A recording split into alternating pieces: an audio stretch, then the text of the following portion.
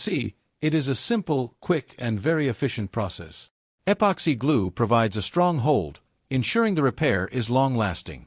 And that's it, folks. Now you know how to fix a broken fender using just a touch of epoxy glue.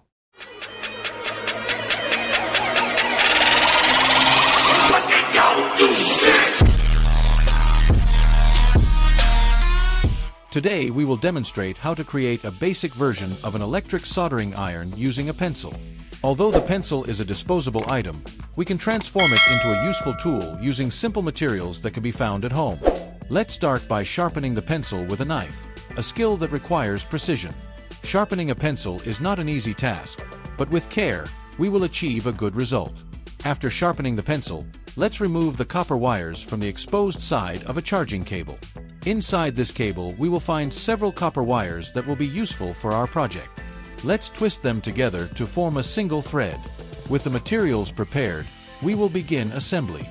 We will position the copper wire around the pencil and twist it tightly to ensure a secure connection. Next, we will use masking tape to secure the wires around the pencil. This simple adjustment turns the pencil into a makeshift soldering iron. Let's test our homemade soldering iron. By applying heat to a metal surface, we found that our improvised soldering iron is still effective for carrying out small soldering jobs. This project not only demonstrates how we can creatively reuse materials, but also highlights the importance of manual skill in solving household problems. If you're interested in learning more about simple projects like this, feel free to ask. I'm here to share more ideas and techniques that can be useful in everyday life. Now that you've seen how simple it is to turn a pencil into a useful tool, I hope you feel inspired to explore other creative ways to reuse everyday items.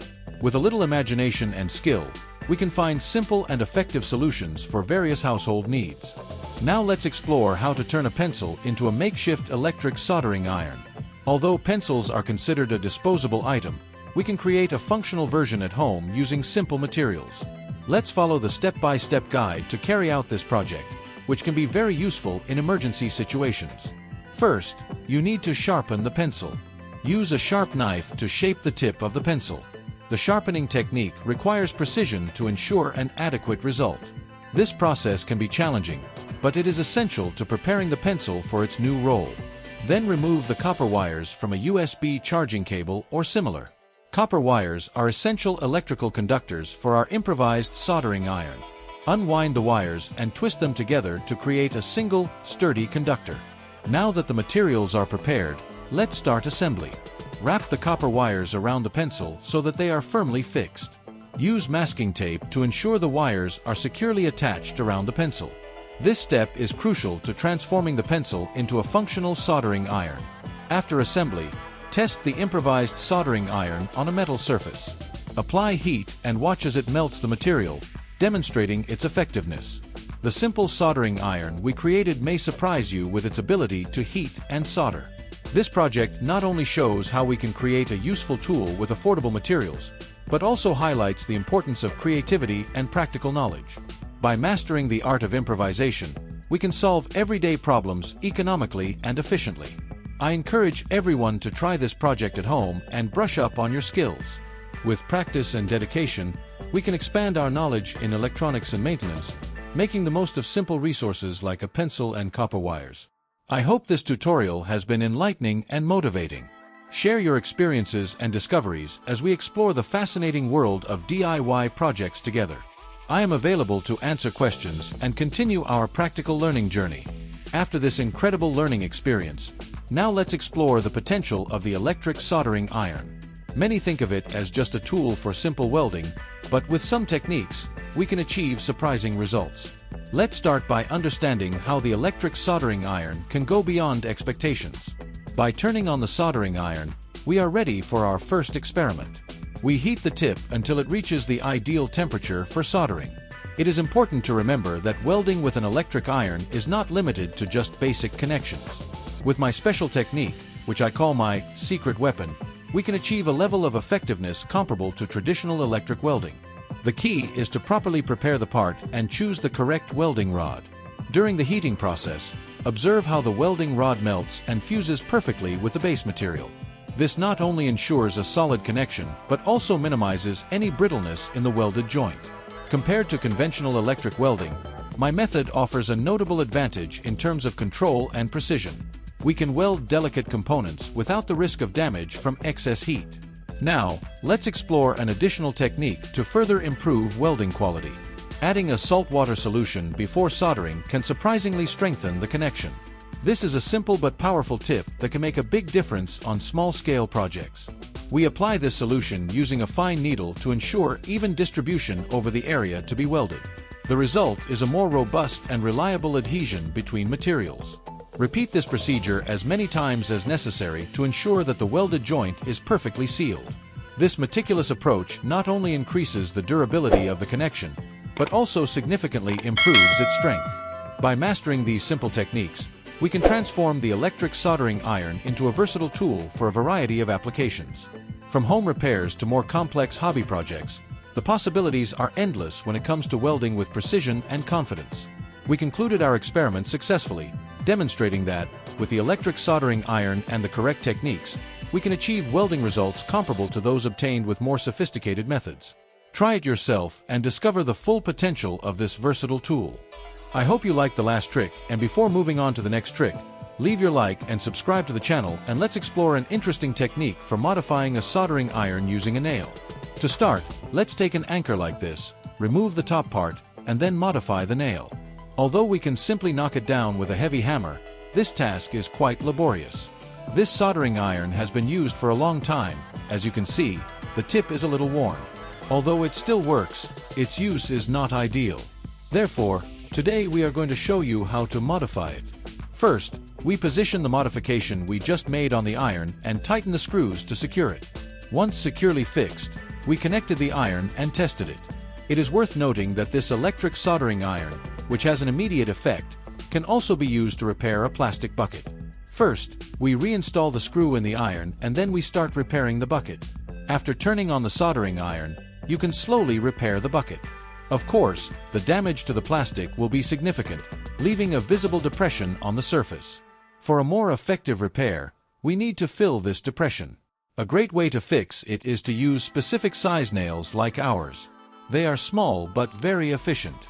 We use size 5, 6, 7, or 8 nails. Heat the damaged area of the bucket, and then insert the nail. In this way, our fixed nail performs its role excellently, improving the durability of the repair. Now I would like to share with you some valuable tips on how to sharpen knives. Knives are extremely useful tools, present in practically every home. Take this knife, for example. It is so dull that it is difficult to even cut the skin of a tomato. So let's learn how to make it sharp again. First, a simple and efficient technique. Using the bottom of a glass. Take a ceramic cup and use the base of it as a sharpening stone. Run the knife blade repeatedly across the bottom of the glass. After a few dozen passes, you will notice a big difference. While this technique won't turn your knife into a miracle tool, it will be enough to cut fruits, vegetables, and other foods with ease. Some people may find this method a bit laborious and tiring. If you prefer a more practical and less exhausting solution, we have an alternative: electric polishing. To do this, you will need an electric drill. First, screw sandpaper onto the end of the drill. Then, position the knife blade against the sandpaper and turn on the drill. The sharpening process will be automatic and efficient. Slightly tilt the knife while sharpening to get an even better result.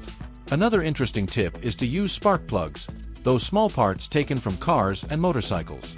These candles have grooves that are great for sharpening knives. Simply pass the blade through the slots to get a sharp edge again. After sharpening, do a test with the tomato and you will see that the knife will cut perfectly. Always remember to handle the knife carefully after sharpening it, as it will be much sharper and therefore more dangerous. And if you thought the video would end here, you're wrong, because I'm going to teach you how to make a homemade shredder in a simple and practical way. Let's go! First, we need a small piece of wire. Let's disassemble it, removing the wires inside. To do this, we stretch the wire and burn the end with a lighter, making it easier to remove the outer cover. We then use a knife to cut and expose the copper wire inside. This copper wire will be our main source of energy, and a small amount is enough for our project. Next, we take 2 razor blades.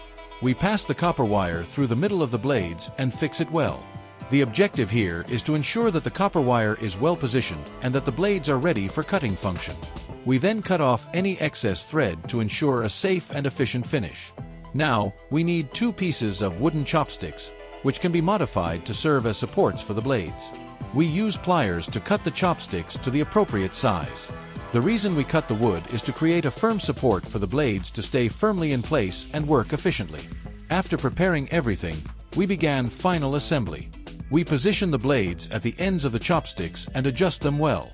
Now, it's time to test our homemade shredder. We connect the copper wire to a power source and place the device in a glass of water. You can see that, in less than 2 minutes, the water starts to boil, showing that our grinder is working perfectly. Did you know that it is possible to make a homemade shredder? No. So watch the video until the end to learn how to make a homemade shredder in a simple and efficient way. Let's start. First, we need a small piece of wire. We disassembled the wire, removing the outer cover to expose the inner wires. To do this, we stretch the wire and burn the end with a lighter, which makes it easier to remove the cover. We then use a knife to cut and expose the copper wire inside. This copper wire will be essential, and a small amount is enough for our project. Now, we take 2 razor blades. We pass the copper wire through the middle of the blades and fix it well. The objective is to ensure that the copper wire is well positioned and that the blades are prepared for the cutting function. We cut off any excess wire to ensure a safe and efficient finish. Next, we need 2 pieces of wooden chopsticks, which will serve as supports for the blades. We use pliers to cut the chopsticks to the appropriate size. The reason we cut the wood is to create a firm support, ensuring the blades are securely fixed and work effectively. With everything prepared, we began final assembly. We position the blades at the ends of the chopsticks and adjust them well. Now, it's time to test our homemade shredder. We connect the copper wire to a power source and place the device in a glass of water. You can see that, in less than 2 minutes, the water starts to boil, demonstrating that our grinder is working perfectly. Now we're going to teach you how to repair a broken fender in a simple and efficient way, using just a little epoxy glue. If you're worried about the condition of your fender, worry no more. Stay with us and learn how to solve this problem in just a few minutes. First, let's take a look at the materials we'll need for this repair. You will need epoxy glue, which is ideal for this type of repair, sandpaper, a clean cloth and, of course, the broken fender. Make sure you have all of these items on hand before beginning the process. Let's start the repair by preparing the surface of the fender. The first step is to gently sand the broken edges of the fender. This step is crucial as it helps remove any dirt or residue that may prevent the glue from adhering. Sand the edges until they are smooth and free of imperfections. This will ensure that the epoxy glue has a clean, even surface to adhere to. After sanding the edges, it is important to wipe the sanded area with a clean cloth. This step removes any loose dust or particles resulting from sanding, preparing the surface for the application of the glue. Gently run the cloth over the edges to ensure they are completely clean. Now that the surface is prepared, let's apply the epoxy glue. Epoxy glue is known for its strong, long-lasting hold, which makes it perfect for this type of repair. Apply a generous amount of glue to the broken edges of the fender. Make sure the glue is evenly distributed to ensure complete adhesion. Next, it's time to put the broken parts of the fender back together. Align the edges carefully and press them firmly for a few minutes. This will ensure that the glue has time to start to adhere and secure the parts correctly. It is important to keep the parts pressed together during this initial time to obtain the best possible fixation. Follow the epoxy manufacturer's instructions for curing time. Generally, the glue takes a few hours to dry completely, but this can vary depending on the brand. During this time, avoid moving or manipulating the fender to avoid compromising the fixation. While we wait for the glue to dry, let's talk a little more about the importance of a well-maintained fender. The fender is an essential part of the vehicle as it protects both the vehicle and passengers from dirt, stones, and other debris that can be thrown up by the wheels. Keeping your fenders in good condition not only improves your vehicle's appearance, but also contributes to road safety. After waiting the necessary time for the glue to dry, we can check the result of our repair. Your fender should now be repaired and ready to use again. As you can see, it is a simple, quick, and very efficient process. Epoxy glue provides a strong hold, ensuring the repair is long-lasting. And that's it, folks. Now you know how to fix a broken fender using just a touch of epoxy glue. This method is practical, affordable, and can save you a lot of money that you would otherwise spend on a professional repair. I hope this tip was useful to you and that you can apply it whenever necessary. To finish this sequence, we will learn how to repair a small common light bulb quickly and efficiently. Let's go step by step. First, we dismantle the lamp, removing the top part to examine the internal light beads. Most of the time, the problem with the lamp not turning on is related to internal electricity bills. After opening the lamp, we check if there are any visible problems. Even though we didn't find anything obvious, we moved on to the next step. We need a simple tool that we can make at home. To do this, we use a regular lighter. We disassembled the lighter, which can be purchased for 50 cents, and removed the inner part. We fixed this part directly to our improvised tool, facilitating the pressure necessary for the repair. If it is not securely attached, it may be difficult to press correctly. After assembling our tool, we return to the lamp. We double-check the internal electricity beads to see if there is any reaction when pressed. If some beads light up, this indicates that there are no significant problems. However, if any account does not light up, we mark that problematic account to fix. Now, let's repair the electricity bills. We mark the problematic accounts and clean the area thoroughly. To solder, we use a pencil. We make a small hole in the pencil, pass a copper wire through the hole, and use this to help with soldering.